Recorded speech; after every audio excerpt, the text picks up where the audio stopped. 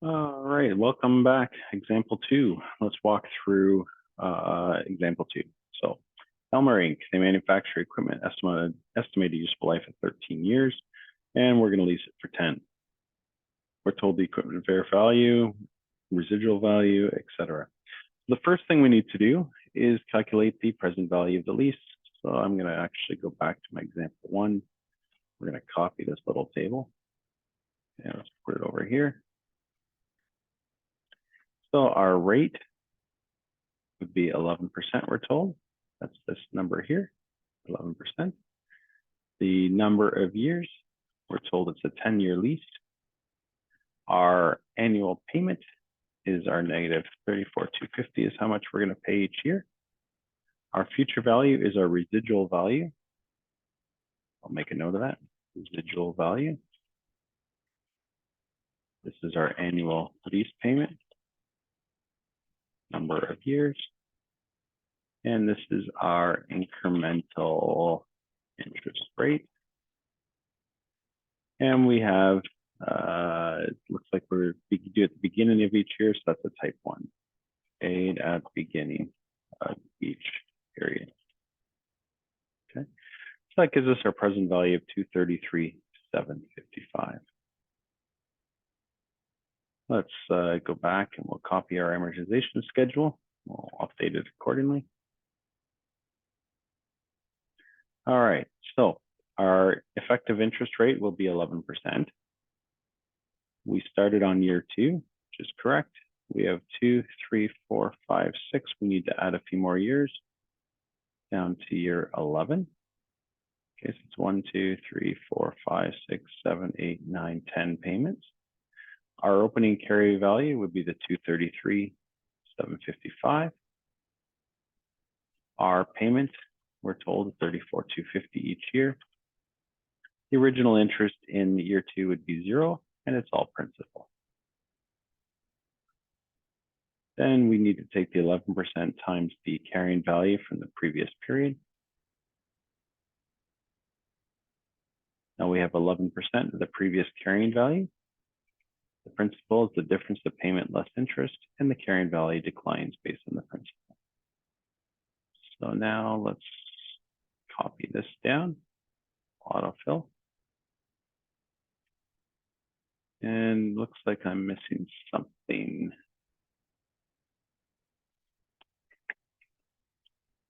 Oh yeah, the final residual value. So the fact that we're turning in the asset, there's a $28,000 residual value, and that will be applied the same way. Okay, so when we return in the asset, there'll be an interest in the principal portion. All right, so that's our amortization schedule. So let's move on to our journal entries of the lessee.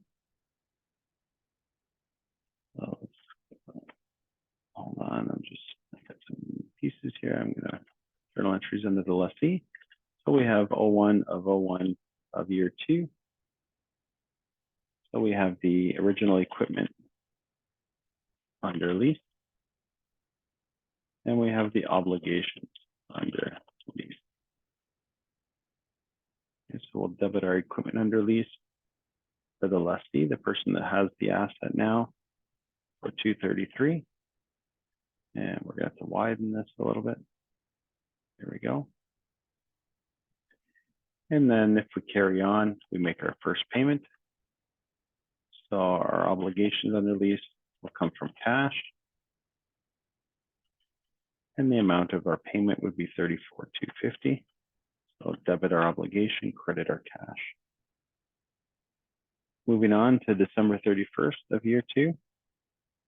We will have our depreciation expense because we have an asset that we're using, and we'll have accumulated depreciation. And how we get that, we would take our value of our asset.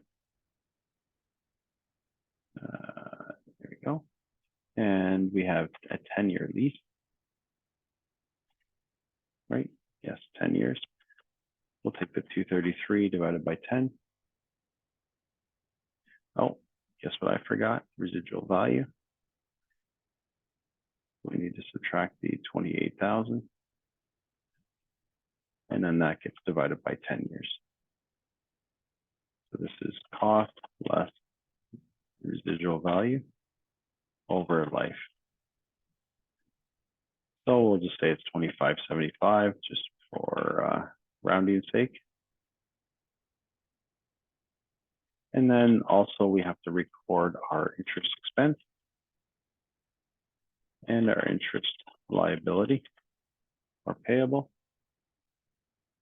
And we're accruing what's going to be paid the next day as interest to match it to that life, that period. Okay. So on the lessor side, same dates. On January 1st of year 2, they will have a lease receivable.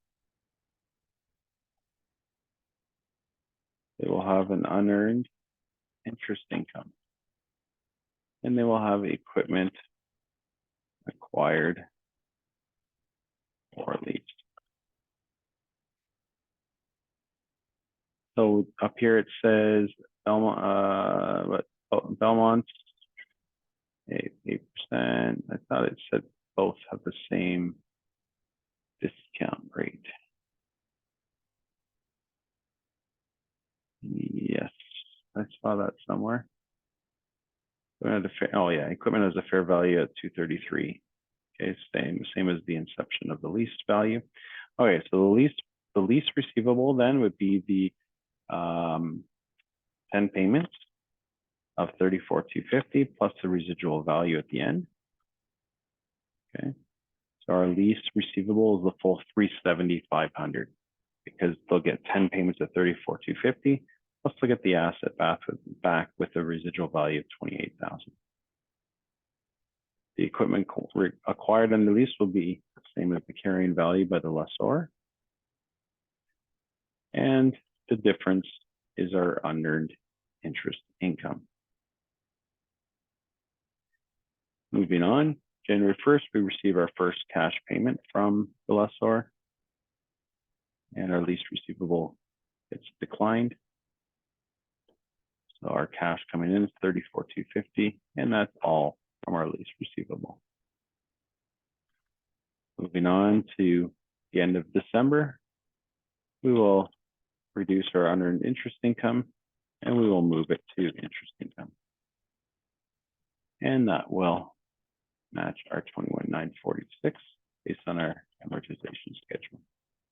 And then you repeat each year for these two entries. Okay, and that's example 2.